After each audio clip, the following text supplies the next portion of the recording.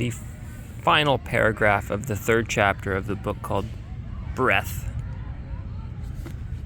I would like to share.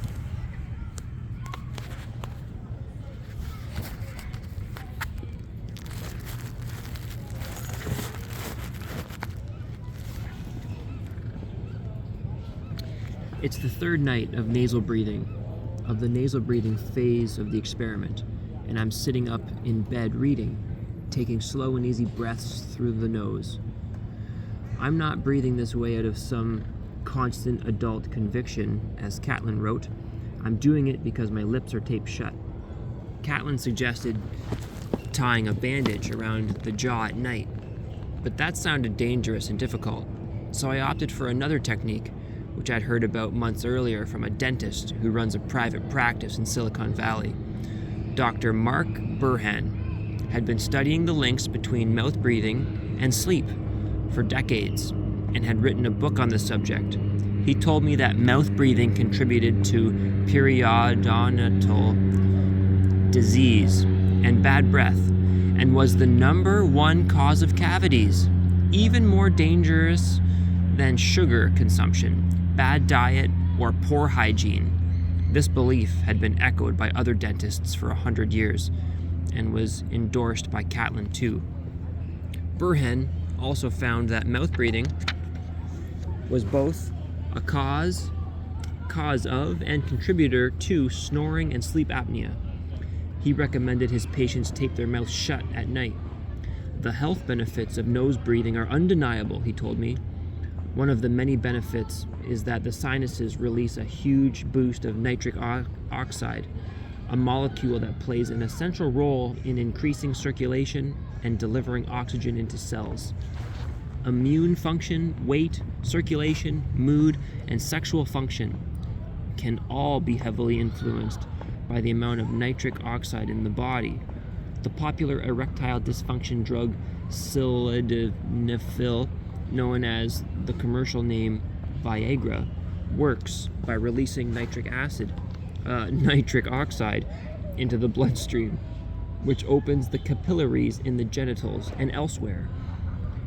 Nasal breathing alone can boost nitric oxide 6-fold, which is one of the reasons we can absorb about 18% more oxygen than by just breathing through the mouth. Mouth taping, Burhan said, helped a 5-year-old patient of his overcome ADHD, a condition directly attributed to breathing difficulties during sleep. It helped Burhan and his wife cure their own snoring and breathing problems. Hundreds of other patients reported similar benefits.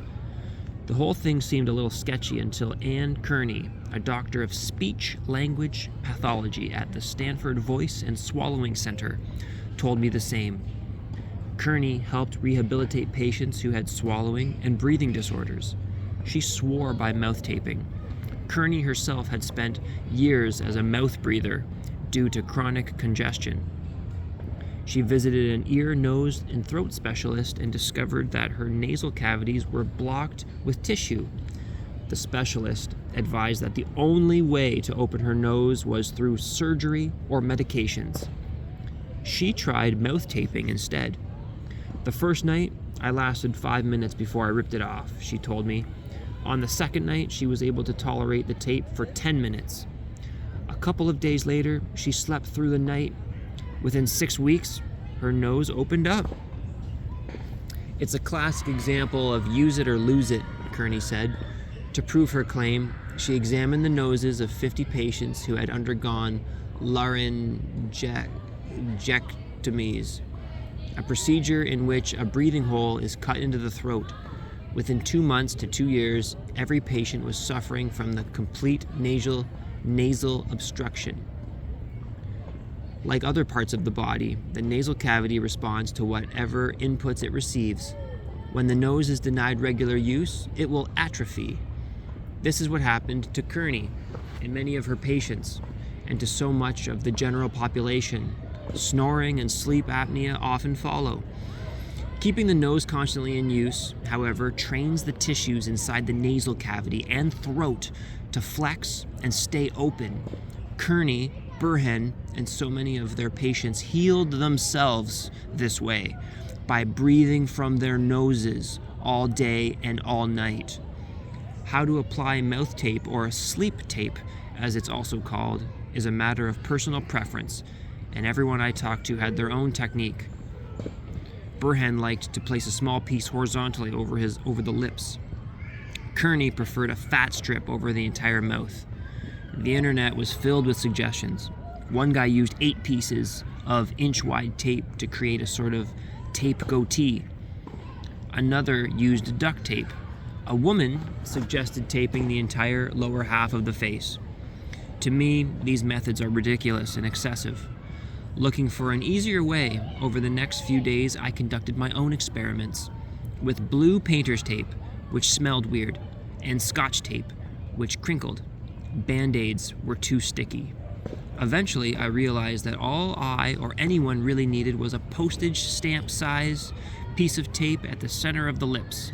A Charlie Chaplin mustache moved down an inch. That's it.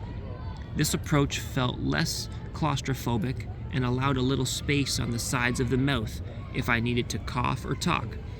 After much trial and error, I settled on 3M Nexcare Durapore durable cloth tape, an all-purpose surgical tape with a gentle adhesive. It was comfortable, had no chemical scent, and didn't leave residue. In the 3 nights since I started using this tape, I went from snoring 4 hours to only 10 minutes. I'd been warned by Burhen that sleep tape won't do anything to help treat sleep apnea. My experience suggested otherwise. As my snoring disappeared, so did apnea. I'd suffered up to 24 of apnea events in the mouth breathing phase, but last night had 0. I suffered no creepy insomniac hallucinations, no late night ruminations on Homo habilis or Edward Gorey. I never woke up needing to pee. I didn't have to, because my pituitary gland was likely releasing vasopressin. I was finally sleeping soundly. Meanwhile, Olson went from snoring half the night to not snoring for even a minute. His apnea events dropped from 53 to 0. The bright-eyed, cotton-haired Swede I'd felt so guilty about abusing had been reborn. Earlier today, he was smiling, so convinced of sleep tape's healing power that he kept a piece of it stuck to his lip for the rest of the morning. Sleep and life had become something that Olson and I embraced again. Now, sitting in bed with a little stamp of white tape stuck to my lips, I flipped to the last page of Catlin's Breath of Life, the final paragraph he'd ever published in his long life of research.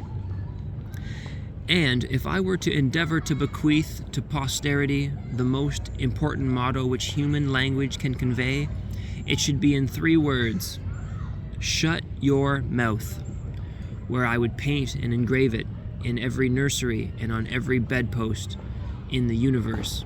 Its meaning could not be mistaken, and if obeyed, he continued, its importance would soon be realized.